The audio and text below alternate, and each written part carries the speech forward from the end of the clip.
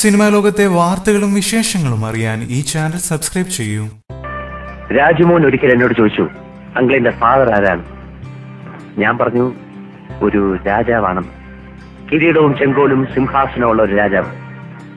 പിന്നീട് എന്നെ കാണുമ്പോൾ അവൻ കളിയാക്കി വിളിക്കുമായിരുന്നു, പ്രിൻസ്, രാജകുമാരൻ, രാജാവിന്റെ മകൻ. Yes, I am a prince, underworld prince, അധോ ലോകങ്ങളുടെ രാജകുമാരൻ.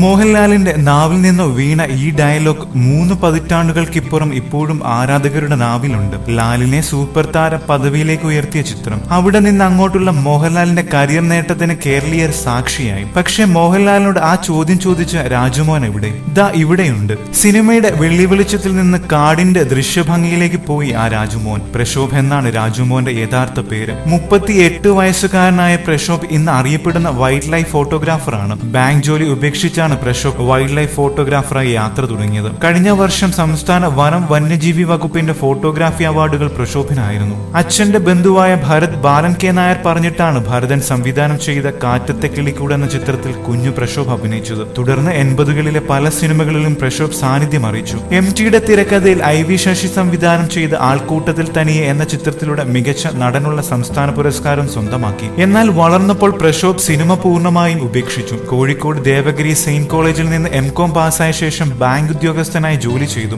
ബാങ്ക് ജീവനക്കാരിയായ അനുരാധയാണ് ഭാര്യ. 5 വയസ്സുള്ള ഒരു മകളുമുണ്ട്. കൊച്ചിയിൽ ചങ്ങമ്പുഴ പാർക്കിന് സമീപമുള്ള സൂപ്പർ മാർക്കറ്റ് പ്രശോഭിന്റേതാണ്. കൂടുതൽ സിനിമാ ലോകത്തെ വാർത്തകളും വിശേഷങ്ങളും അറിയാൻ സബ്സ്ക്രൈബ് ചെയ്യുക. നന്ദി.